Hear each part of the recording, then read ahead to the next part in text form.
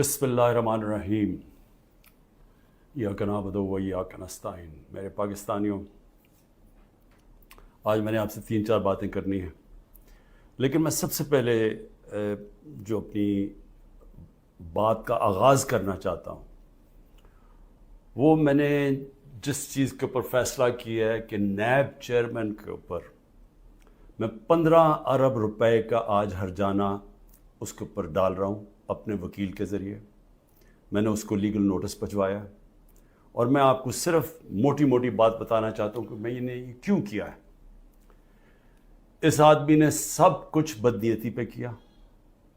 इसने मेरे fundamental rights, मेरे जो बुनियादी हकूक़ जो मेरा आइन देता है, उसकी खिलाफ वर्जी की।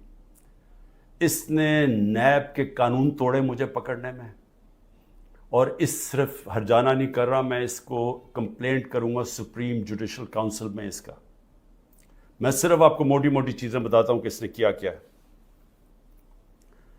28 अप्रैल को, ज़रा ये गौर से सुनना है, 28 अप्रैल को फैसला होता है कि मेरे ऊपर ये जो इंक्वायरी कर रहे थे उसको इन्वेस्टिगेशन में तब्दील करना है।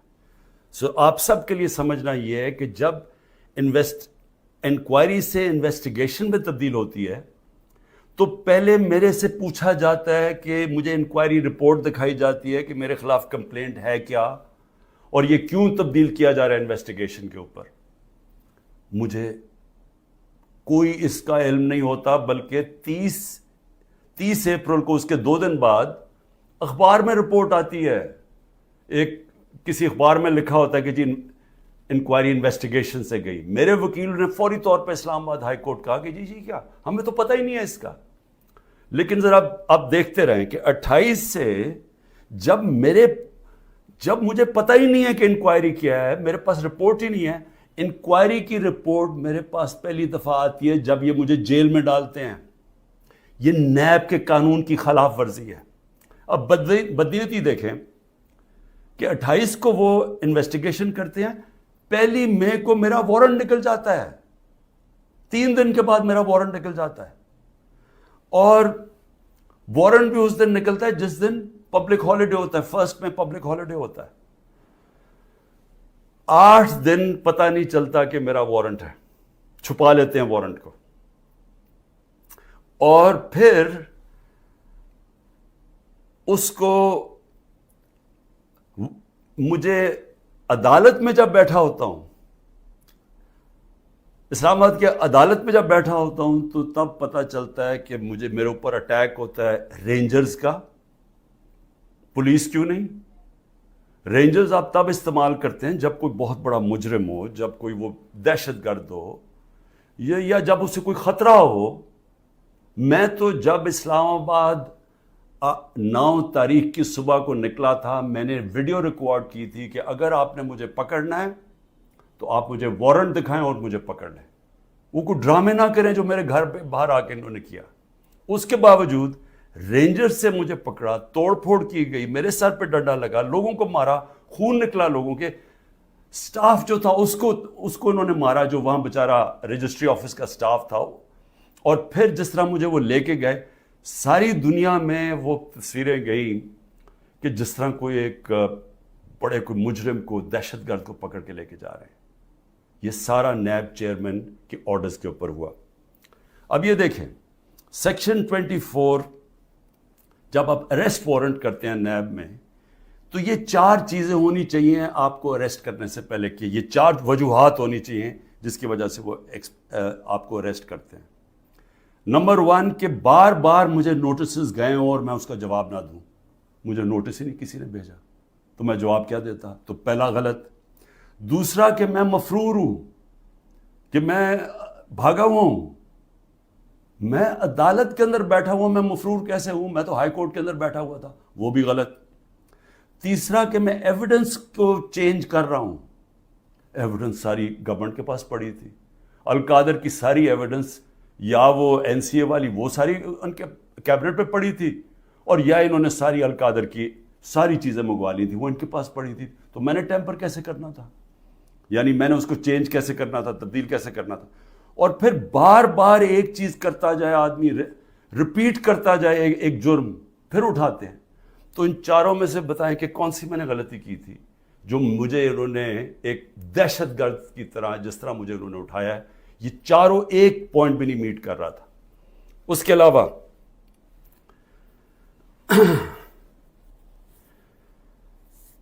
جس طرح انہوں نے مجھے اٹھایا، میں اس لیے ہرجانہ کر رہا ہوں کہ انہوں نے ساری دنیا میں خبر گئی کہ عمران خان کو کرپشن کیس پہ اٹھا لیا۔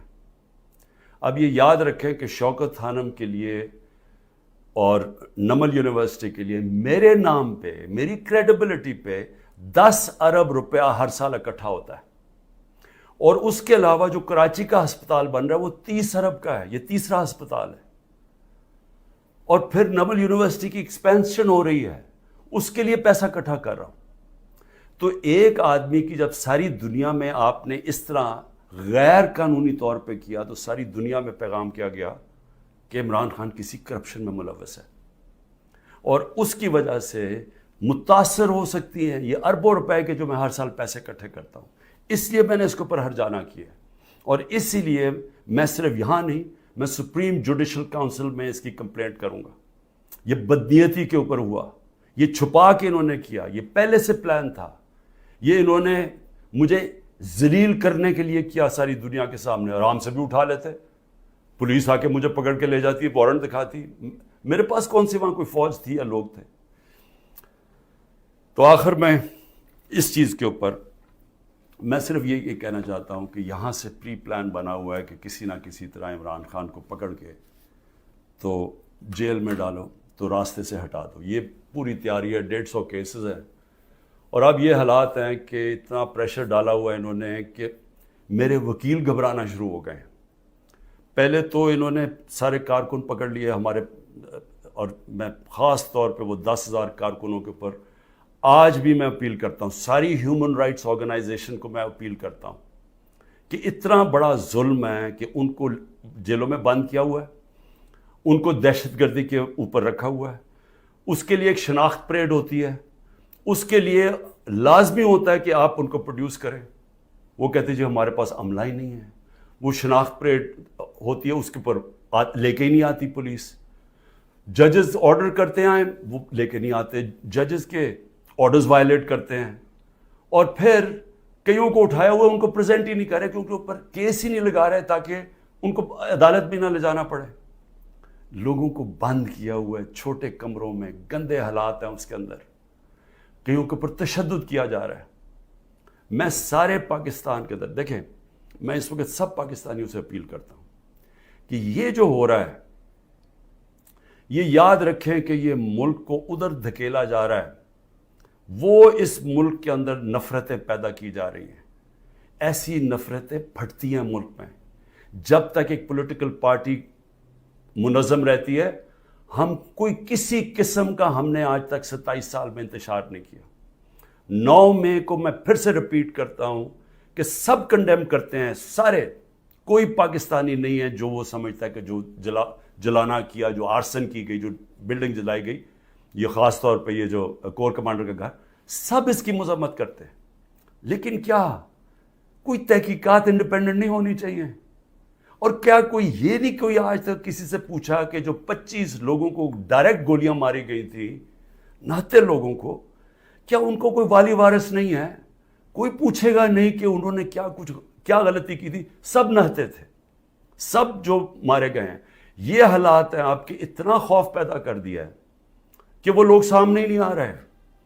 ہم لوگوں کو جب کہتے ہیں کہ ہم نے آپ کو کمپنسیٹ کریں گے، ان کی فیملیز کو، کوئی غریب لوگ تھے، ایک بیچارہ سارا گھر سنبھالتا تھا، اس کو گولی مار دی، وہ اتنے ڈرے ہوئے ہیں ان کے گھر والے لوگ کہ وہ سامنے ہی نہیں آ رہے۔ اب ایسی فضا پیدا کی ہوئی ہے، چھپے ہوئے ہیں، لوگ کہتے ہیں کہ ہم نے سامنے نہیں آنا۔ اور کارکنوں کا یہ حال ہے کہ ہمیں پتہ ہی نہیں پوری طرح چل رہا کہ کتنے کارکن اندر ہیں، کتنے جیلوں میں، کیونکہ وہ چھپے ہوئے ہیں۔ ہمیں یہی نہیں پتہ چل رہا کہ اصل میں کتنے لوگوں کو اس دن گولیاں لگی تھی، کیونکہ ہمارے کارکن باہر ہوں گے تو بتائیں گے کیا، باقی یا چھپے ہوئے ہیں یا وہ جیل میں ہیں، اور جیل میں برے حالات کے اندر رکھا گیا۔ تو میں اس لیے نون لیگ کو بھی آج ایک بات کہنا چاہتا ہوں، اور پیپلز پارٹی کا بھی اور پی ڈی ایم کی پارٹیز کا بھی. دیکھیں یہ جو ہو رہا ہے نا, یہ یاد رکھیں کہ میں اس ملک کی اسٹیبلشمنٹ کو 27 سال سے میرا واسطہ پڑا ہے. آپ کو پتہ بھی نہیں چلے گا جب یہ بند کمرے میں پلان اے سے پلان بی پہ جائیں گے, آپ کو پتہ بھی نہیں چلے گا. تو جو آج آپ چپ کر کے یہ دیکھ رہے ہیں, یہ ظلم جو ہو رہا ہے, یہ آپ یہ سمجھ جائیں کہ یہ جب چینج ہوگا, کیونکہ چینج ہونا ہے, کیونکہ گورنمنٹ تو فیل ہو گئی ہے, اکانومی گر گئی ہے. آج جو ڈالر جس مارکیٹ کے اندر اوپن مارکیٹ میں 314 روپے کا ڈالر نہیں مل رہا, کیوں نہیں مل رہا؟ کیونکہ کسی کو سب کو اعتماد ہی اٹھ گیا اکانومی سے. تو اگر یہ حالات ہیں اور پہلے ہمارے پر سے یہ سب شور مچا رہے تھے 24%, ہماری 12% انفلیشن تھی. مہنگائی ہمارے زمانے میں 12.4% تھی. مہنگائی مارچ ہو گئی تھی. سارے ٹی وی شوز کے اوپر لوگوں کے پاس جاتے تھے, جی بتائیں کتنی مہنگائی ہے. آج کے فگرز مہنگائی کے 38% مہنگائی ہے, 3 گنا سے زیادہ ہے. اور آج جو حالات ہیں لوگوں کے, نہ مہنگائی کنٹرول ہو رہی ہے, فیکٹریاں بند ہو رہی ہیں, بے روزگاری بڑھ رہی ہے. آگے انٹرنیشنل میڈیا کے لوگ, جو فائنانس کے لوگ ہیں, وہ سمجھ رہے ہیں کہ ڈیفالٹ کرنے جا رہا ہے پاکستان. ان حالات کے اندر یہ اگر آپ سمجھتے ہیں پی ڈی ایم والوں کہ آپ بڑی دیر بیٹھے رہیں گے یہاں, میں آپ کو یقین دلاتا ہوں کہ جب پلان بی بنے گا, ہو سکتا ہے آپ ادھر پھنس جائیں.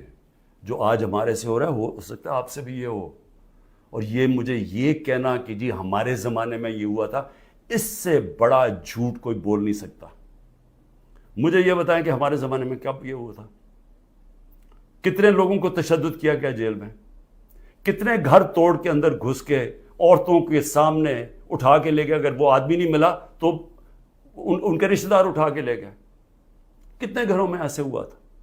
مجھے یہ آج تک بتائیں کہ ہم نے کتنے دہشت گردی کے کیسز کیے تھے. مریم نواز نے جا کے جب پتھراؤ کروایا تھا نیب کے اوپر, کتنے دہشت گردی کے کیسز ہوئے تھے. کس کے اوپر اس طرح کے 150 کیسز کیے گئے جو میرے پہ 4 کیسز میرے اوپر کیے گئے ہیں, کرمنل کیسز, جب میں نظر بند تھا 4 دن وہاں نیب جیل میں. تو جس طرح کی یہ آپ حرکتیں کر رہے ہیں اور یہ ہونے دے رہے ہیں حرکتیں, اور یہ کہہ کہ جی ہمارے زمانے میں یہ ہوتا تھا, یہ سمجھ جائیں کہ یہ بڑی جلدی چینج ہو سکتا ہے. یہ ابھی آپ بڑے خوش ہیں کہ جی تحریک انصاف, اس لیے نہیں کہ ہم نے آپ سے کوئی ظلم کیا تھا. میں پھر سے ریپیٹ کرتا ہوں, 95% کرپشن کے کیسز اب پہلے آپ کے زمانے میں بنے ہوئے تھے. اسحاق ڈار آپ کے زمانے میں بھاگا, نواز شریف کے بیٹے آپ کے زمانے میں بھاگے. یہ جو کیسز بنائے ہوئے تھے یہ سارے آپ کے زمانے میں ہوئے ہیں. صرف پھر سے شہباز شریف کے جو 16 ارب کا ایف آئی کا کیس تھا اور جو نیب کا کیس تھا, وہ ہمارے زمانے میں بنا 8 ارب کا. اور وہ میں آج بھی کہتا ہوں کہ اس سے کلیئر کٹ کیس ہے ہی کوئی نہیں. زمین کے قبضے جو چھڑوائے تھے وہ سارا لینڈ ریکارڈز کے دیکھ کے چھڑوائے تھے. ایک مجھے ادارہ, نہ پولیس آفیسر, کوئی آئی جی, کوئی مجھے آج ایف آئی اے کا آدمی مجھے ایک کہہ دے کہ میں نے کسی کے اوپر کہا کہ انتقامی کارروائی کرو, ایک مجھے بتا دے. کوئی مجھے بتائے جتنی ہم نے بھرتیاں کی ہیں وہ ساری میرٹ کے اوپر کی تھی. کتنے عمران خان کے رشتہ داروں کو امپورٹنٹ جگہوں پہ بیٹھے تھے. اور پھر میڈیا, ذرا میں میڈیا کے اوپر آ جاؤں, کیونکہ میڈیا میں ہمیں بڑی مار پڑی تھی سارا وقت. وہ گورنمنٹ, جس گورنمنٹ نے اس ملک کے اندر کرونا, دنیا مانتی تھی کہ کرونا کا سب سے زیادہ ڈیل اس کے ساتھ اس کو سنبھالا, دنیا مانتی تھی. ہندوستان میں حالات دیکھ لیتے, ارد گرد ایران میں حالات دیکھتے جو ہمارے 2 نیبرز تھے, اور پاکستان میں حالات دیکھتے. اپنے ملک کو جس طرح ہم نے نکالا ہے اور بڑی رسک لے کے, تو میں آج یہ سوال پوچھتا ہوں کہ ہمارے طرف اخبار اٹھا کے دیکھ لیں جو ہماری مٹی پلیت کی گئی ہے میڈیا میں. اور ایک کیس ڈال دیجیے رانا ثناء اللہ کے اوپر, وہ ڈرگز کا کیس تھا. رانا ثناء اللہ کا اے این ایف نے کیس کیا تھا, جن کے اوپر ایک میجر جنرل صاحب بیٹھے ہوئے تھے. اور ہم نے کیبنٹ میں جب رانا ثناء اللہ کا کیس آیا, کیبنٹ میں پریزنٹیشن مانگی اس سے کہ کہیں غلط کیس تو نہیں کر دیا. اور انہوں نے ایک فریم بائی فریم بتایا کہ یہ کیسے یہ رانا ثناءاللہ پکڑا گیا تھا منشیات میں نے تو کسی کو نہیں کہا، نہ میری کیبنٹ نے کسی کو کہا. تو اس لیے یہ کہنا کہ آپ کے زمانے میں بھی کچھ تھا، ہمارے زمانے میں کچھ نہیں تھا. اور میں آج آپ کو آگے بھی بتا دوں کہ الیکشن جب ہوں گے، یہ میری آج پیشن گوئی مان لیں، جو مرضی کر لیں آپ، جیتنا تحریک انصاف نے انشاءاللہ. تو جب ہم آئیں گے، میں آج آپ کو انشاءاللہ ہم جب آئیں گے، میں آپ کو ابھی بھی یہ کہتا ہوں، میرے سے جو کیا ہے میں تو ان کو معاف کر دوں گا. مجھے قتل کرنے کی جنہوں نے کوشش کی میں معاف کر دوں گا، کیونکہ میں جو امتی ہوں وہ نبی صلی اللہ علیہ وسلم کا ہوں، اور انہوں نے اپنی ذات کے اوپر ہمیشہ معاف کر دیتے تھے. تو میری ذات کے اوپر جو بھی چیزیں میں معاف کر دوں گا. جو میرے گھر میں ہوا، میری بیوی اکیلی گھر میں، جس طرح گھر میرا توڑا گیا باہر سے، جس طرح اٹھا کے لے گئے، مارا لوگوں کو میرے گھر میں آ کے، میرے گھر کے اوپر جو حملے کیے گئے، جب میں تو معاف کر دوں گا. لیکن مجھے بتائیں کہ جن لوگوں کے اوپر اس وقت تشدد ہوا ہے اور ہو رہا ہے، وہ جب نکلیں گے، یا جو اعظم سواتی سے ہوا، یا جو شہباز گل سے ہوا، تو کیا وہ معاف کریں گے؟ کیا یہ جو عمران ریاض کو اٹھایا، یا جو ارشد شریف، یہ جس طرح اس کی کیا فیملی معاف کرے گی؟ کیا یہ جو ورکرز جب نکلیں گے جن کو جانوروں کی طرح رکھا گیا ہے، کیا ان کو پتہ ہے کون کون سے؟ اور پولیس والوں نے زیادہ تر اچھا برتاؤ، ان کی بری رپورٹس نہیں ہیں، نامعلوم افراد نے زیادہ ظلم کیا، لیکن کئی گلو بٹ جو انہوں نے شامل کیے، کیا ان کو معاف کر دیں گے؟ جنہوں نے 25 مئی کو کیا، ہم نے چپ کر کے بیٹھ گئے، ہم نے کسی کو سزا ہی نہیں دی جب 25 مئی کو انہوں نے ظلم کیا تھا. تو کیا اب ہم معاف کر دیں گے؟ یہ جو ورکر جب نکلیں گے وہ ڈیمانڈ نہیں کریں گے کہ جن سے ظلم کیا گیا؟ تو اتنے انتہا پہ جو آپ لے کے جا رہے ہیں، یہ یاد رکھیں کہ کہیں پلان بی بن گیا تو آپ اسی جگہ پہ پھنس جائیں گے. اور میری میڈیا سے، اب میں پھر میڈیا سے پوچھتا ہوں کہ اب تو انہوں نے مکمل طور پہ عمران خان کا نام ہی اب نہیں لے سکتے، اب ٹی وی چینلز، نئی چیز ہے. اگر عمران خان کا ٹی وی چینلز پہ نام نہیں لے سکتے تو اب میں سوچ رہا ہوں کہ ٹی وی چینلز پہ گفتگو کیا ہوگی شام کو. میں اور بھی سوچ رہا ہوں کہ اس کا مطلب مریم نواز کی تو اب تقریریں دکھائی نہیں سکیں گے، کیونکہ اس کی تقریر ہی ختم ہو جائے گی اگر اس میں عمران خان کا نام نہ ہوا. یعنی اس طرح سے کیا ملک میں کیا لوگ اتنے بیوقوف ہیں کہ اگر آپ یہ نہیں کریں گے تو اس سے وہ بھول جائیں گے لوگ P T I Imran Khan کو. میں پھر سے آپ سے کہتا ہوں کہ یہ جو لوگوں سے کیا جا رہا ہے، ہمارے لوگوں سے جو میرے سے کیا جا رہا ہے، میں اپنا اس لیے نہیں زیادہ بات کرتا کہ ٹھیک ہے میں تو تیار ہوں ہر چیز کے لیے. پہلے تو رانا ثناءاللہ کہتا ہے کہ عمران خان کی جان کو شدید خطرہ ہے، ٹی وی پہ جا کے کہتا ہے. پھر میرا جو انچارج تھا کرنل عاصم یہاں کا سیکیورٹی کا، اس کو وہ غائب ہو جاتا ہے. جو گاڑیاں جو پروٹیکشن دینے والی جو بلٹ پروف ہیں، وہ سوائے ایک کے باقی ساری وہ 3 جو گاڑیاں تھیں وہ غائب ہو جاتی ہیں، ان کو پکڑ کے امپاؤنڈ کر لیتے ہیں. پھر ارد گرد اس وقت جو ہمارے قریب تھا اس کے پر وارنٹ نکال دیے. تو یہاں خالی پڑا ہوں، میں اکیلا بیٹھا ہوں، 2-3 ہمارے پاس لوگ رہ گئے. اور پھر آتے ہوئے اب لوگ ڈرتے ہیں، کیونکہ اگر کوئی یہاں آئے گا تو ان کو ڈر ہے کہ باہر کوئی انفارمنٹس پکڑے جائیں گے، تو وہ بھی آئسولیٹڈ ہوں، وکیل صرف آ سکتے ہیں. لیکن میرا سوال یہ ہے کہ کیا اس سے میں پیچھے ہٹ جاؤں گا؟ اور پھر جو حربے استعمال کیے گئے، مجھے بڑا افسوس ہوا کہ رات میری بھانجی کا خامد، جس کا کوئی تحریک انصاف سے تعلق نہیں ہے، اس کا جو باپ اور فیملی وہ ساری نون لیگ میں ہے، اس کو کل رات اٹھا کے لے گئے. تو ایک بہن کے گھر میں چھاپے مارے ہیں انہوں نے گھر جا کے. تو یہ جو ساری حرکتیں ہیں، کیا اس سے عمران خان پیچھے ہٹ جائے گا؟ اور پھر میں نے ایک کمیٹی بنائی جس میں پرویز خٹک اور اسد کیسر تھے. ان کو دعوت ملی جی کہ ہاں اسٹیبلشمنٹ سے کیا ہے ہمارے سے بات چیت کریں. وہ ادھر جاتے ہیں، ادھر ان کو سیف ہاؤس میں بٹھا لیتے ہیں. وہ بھی جب تک مجھے خبر آ رہی ہے ابھی وہ سیف ہاؤس میں بیٹھے ہوئے ہیں. انہیں کہہ رہے ہیں کہ تب آپ کو ہم چھوڑیں گے جب آپ یہ کہیں گے کہ ہم تحریک انصاف سے ہم اس کو چھوڑیں، تحریک انصاف اور عمران خان کو. تو اصل میں یہ جب آپ یہ حرکت یہ جو کر رہے ہیں، کیا آپ کو سمجھ ہے کہ آپ لوگوں سے کیا پوچھ رہے ہیں؟ جب آپ کہتے ہیں کہ آپ تحریک انصاف سے علیحدہ ہو رہے ہیں، کیا اندازہ ہے کہ یہ کہہ کیا رہے ہیں آپ یہ کہہ رہے ہیں کہ آپ پالیٹکس چھوڑ دیں، کیونکہ جس وقت جو اس وقت تحریک انصاف کو چھوڑے گا، یہ میں آج آپ کو رائٹنگ میں دے رہا ہوں کہ اس کو لوگوں نے ووٹ نہیں ڈالنی. تو جو ہمارے سارے لوگ اتنی مشکلوں کے باوجود ہمارے ساتھ کھڑے ہیں، نظریاتی طور پہ بھی کھڑے ہیں، وہ جو ظلم ہو رہا ہے اس کے اوپر بھی وہ لوگ کھڑے ہو گئے کہ ہم نہیں جاتے. لیکن ان سب کو یہ بھی پتا ہے کہ جو چھوڑے گا اس کی اس وقت پالیٹکس ختم ہو جائے گی. تو یہ جو ان دونوں کو، ہمارے سینئر لوگوں کو، میں نے تو اس لیے کہا تھا کہ بات چیت شروع کریں گے، وہ بات چیت کرنے گئے ان کو ہی بٹھا لیا. تو اس کا مطلب کہ بات چیت نہیں کرنا چاہتے. اس کا مطلب یہ کہ یہاں فیصلہ ہوا ہے بند کمروں میں کہ پارٹی کو ختم کرنا ہے، عمران خان کو اکیلا کر دینا. عمران خان اکیلا ہو چکا ہے، عمران خان کے تو ارد گرد اب کوئی بھی نہیں ہے. نہ میں کسی کو ٹیلی فون کر سکتا ہوں، نہ میں کسی سے بات کر سکتا ہوں، کہ سب چھپے ہوئے ہیں. یا جو میری سینئر لیڈرشپ ہے ان سے مشاورت نہیں کرتے، وہ سارے جیل میں ہیں، یا انہوں نے کہا کہ ہم جی پیچھے ہٹ رہے ہیں، ہم پالیٹکس سے پیچھے ہٹے. تو کیا میں سوال یہ پوچھتا ہوں کہ چلیں عمران خان کو تو آپ نے آئسولیٹ کر دیا، کیا یہ پاکستان میں اس کی بہتری ہو رہی ہے؟ یہ ہمارا ملک کے لیے بہتر ہے؟ ہماری جو اکانومی بیٹھتی جا رہی ہے، جو غربت بڑھتی جا رہی ہے، بے روزگاری بڑھتی جا رہی ہے، مہنگائی بڑھتی جا رہی ہے، کیا یہ اس سے ٹھیک ہو جائے گی؟ کیا اندازہ نہیں کہ یہ جو بھی سوچ رہے ہیں، جو بھی یہ سوچ ہے اس کے پیچھے، کیا وہ آگے پاکستان کا بھی سوچ رہے ہیں؟ ایک پارٹی جو ملک کی فیڈرل پارٹی ہے، جو اس وقت سارے صوبوں کے اندر ہے اور سب کو اکٹھا رکھ سکتی ہے، جب اس پارٹی کو توڑنے کی کوشش کی جا رہی ہے اور اس کے لیڈر کو ختم کرنے کی کوشش کی جا رہی ہے، کیا یہ پاکستان میں اس کی بہتری ہے؟ ہمارے ملک کی بہتری ہے اس میں؟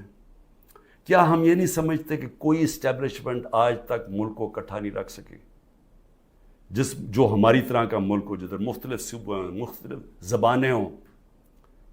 جب جس طرح کے یہ حالات کیے جا رہے ہیں، یہ پاکستان سے دشمنی ہو رہی ہے. کیا عمران خان کو اب غدار کہہ کے وہ مان جائے گی؟ لوگ غدار قوم مان جائے گی؟ کیا اندازہ نہیں ہے کہ پبلک اوپینین ہوتا کیا ہے؟ میں گراؤنڈ پہ، میں نے 27 سال گراؤنڈ سے پارٹی بنائی ہے. میں نے کبھی کسی کو ڈیڈی کہہ کے کسی کی ڈکٹیٹر کی کیبنٹ میں نہیں بیٹھا 8 سال پہلے اور پھر پالیٹکس میں آیا، یا میں کسی کی چھت کے اوپر سریے لگاتے لگاتے میں چیف منسٹر نہیں بنا. میں نے زیرو سے پارٹی شروع کر کے یہاں پہنچا. میں پبلک اوپینین کو جانتا ہوں. جس نے پبلک اوپینین کے اوپر آیا پاور میں، وہ جانتا ہے، وہ سمجھتا ہے.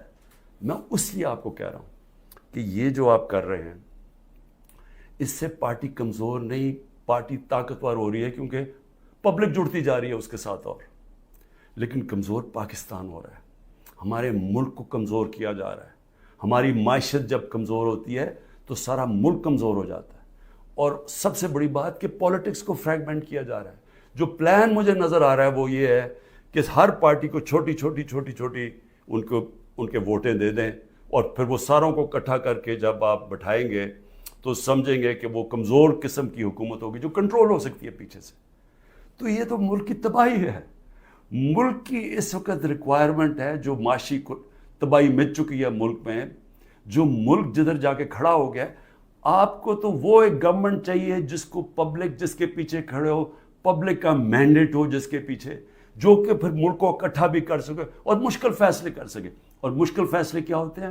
ملک کو ری اسٹرکچر کر سکے، گورننس سسٹم ٹھیک کر سکے، رول آف لا لے کے آئے پاکستان میں، وہ انویسٹمنٹ کی انوائرمنٹ بنائے تاکہ انویسٹمنٹ تو آنی شروع ہو. اور تو چھوڑے بیرون ملک پاکستانی سب سے بڑا اثاثہ ہے. جس وقت ہم نے ملک میں قانون کی حکمرانی کی، ان کی انویسٹمنٹ آ جائے گی. لیکن یہ تو اس کو دوسری طرف جا رہے ہیں. اس میں تو پاکستان میں امید ہی ختم کرتے جا رہے ہیں. اور میں آخر اپنی بات ختم کرتا ہوں اپنے ورکرز کے لیے. کہتے کہ جتنے بھی میرے ورکرز ہیں، وہ جس طرح بھی میری ان تک آواز جائے. مجھے پتہ مشکل ہے وقت، چن کے ہر تھانے کو حکم دیا گیا کہ پی ٹی آئی کا کوئی کارکن ہے تو اس کو پکڑو یا اس کو دباؤ یا اسے کہو اپنی وہ کہے کہ جناب میں آج پاکستانی فوج کے ساتھ کھڑا ہوں اور میں تحریک انصاف چھوڑ رہا ہوں. ہم سارے پاکستانی فوج کے، میں بار بار کہ ہم سب فوج کے ساتھ کھڑے ہیں، کون نہیں کھڑا ہوگا اپنی فوج کے ساتھ جس نے آپ کی ملک کی حفاظت کرنی ہے؟ لیکن یہ ایک آڑ لے کے کہ جی وہ 9 مئی کو پاکستان تحریک انصاف کو ایک بالکل ایک اس کے اوپر پورا کریک ڈاؤن کر دو اس کا بہانے میں، تو میں اپنے سارے کارکنوں کے صبر کریں، مشکل وقت ہے، آپ کے لیے مشکل وقت ہے، میرے لیے سب سے زیادہ مشکل وقت ہے۔ مشکل وقت کیوں ہے؟ کیونکہ سارا دباؤ انہوں نے میرے پر ڈالا ہوا ہے۔ تو جب تک میں کھڑا ہوں، جب تک یہ سارے حربے استعمال کر رہے ہیں مجھے پکڑنے کے، کوئی نہ کوئی کیس میں تو پکڑ ہی لیں گے کیونکہ اتنے زیادہ کیسز ہیں، اور اگر میرے وکیل اب ڈرنا شروع ہو گئے ہیں تو میں خود تیاری کر رہا ہوں کہ میں خود ہی پھر مجھے اپنے کیسز عدالت میں جانا پڑے گا، لا پڑھنے کی بھی اب کوشش کر رہا ہوں۔ سمجھ بھی ویسے میں نے اتنی دفعہ عدالتوں کے چکر لگائے ہیں کہ میں کافی سمجھ بھی گیا ہوں کہ قانون کیا ہوتا ہے، تو میں وہ بھی تو لگ تو ایسے رہا کہ وہ وکیل بھی آخر میں چھوڑ جائیں گے، لیکن عمران خان جب تک زندہ کھڑا رہے گا اپنے ملک کی حقیقی آزادی کے لیے۔ اور میرے کارکنوں، آپ اس کو پالیٹکس نہ سمجھیں، آپ ایک دن دنیا کہے گی کہ یہ وہ لوگ ہیں جو کھڑے تھے پاکستان کی حقیقی آزادی کے لیے اور انہوں نے قربانیاں دی اپنے ملک کو آزاد کرنے کے لیے۔ پاکستان زندہ باد۔